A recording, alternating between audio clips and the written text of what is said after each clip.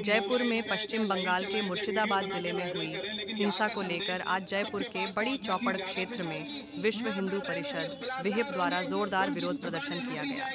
प्रदर्शन के दौरान बड़ी संख्या में कार्यकर्ता हाथों में झंडे और बैनर लेकर जुटे और बंगाल सरकार के खिलाफ नारेबाजी की। प्रदर्शन को संबोधित करते हुए विधायक बाल मुकुंदाचार्य ने पश्चिम बंगाल की मुख्यमंत्री ममता बनर्जी पर तीखा हमला बोला। उन्होंने आरोप लगाया कि ममता बनर्जी बंगाल को बांग्लादेश बनाना चाहती है। विधायक ने कहा कि बंगाल में हिंदुओं की सुरक्षा खतरे में है और राज्य सरकार इस प्रकार की हिंसा को रोकने में विफल रही है। विहिप कार्यकर्ताओं ने केंद्र सरकार से मांग की कि पश्चिम बंगाल में बढ़ती हिंसा पर तत्काल कार्रवाई हो और पीड़ितों को न्याय दिलाया जाए। साथ ही प्रदर्शनकारियों ने चेतावनी दी कि यदि स्थिति नहीं सुधरी तो देश भर में बड़ा आंदोलन किया जाएगा। प्रदर्शन के चलते बड़ी चौपड़ और आसपास के क्षेत्रों में भारी पुलिस बल तैनात रहा और यातायात भी कुछ समय के लिए प्रभावित रहा।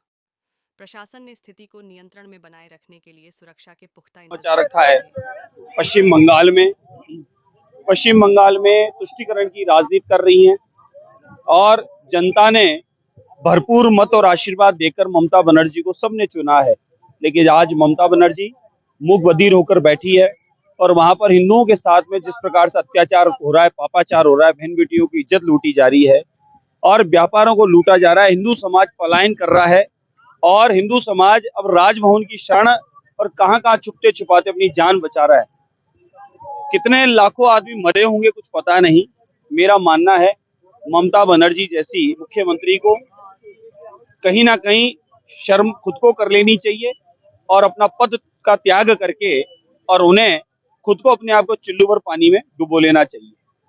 और राष्ट्रपति महोदय से मैं निवेदन करता हूं कि अब हिंदुओं पर जिस प्रकार का अत्याचार हो रहा है, ये मुगल शासन में भी ऐसा होता था। मुगलिया लोग ये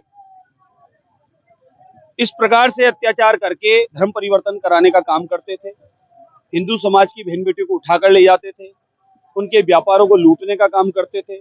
उस प्रकार की घटनाएं अगर आज पश्चिम बंगाल में हो रही है, मैं मानता हूं कि ममता बनर्जी कहीं ना कहीं उन मुगलों के ही स्वभाव के और कहीं ना कहीं उन्हीं के वंशज की लगती हैं, जिस प्रकार की हरकतें वो वहां करवा रही हैं। तो ममता बनर्जी को बर्खास्त करके जेल में होना चाहिए और राष्ट्रपति शासन वहां लगना चाहिए। और अब हिंदू समाज पूरे भारत का आक्रोशित है, दुखी है।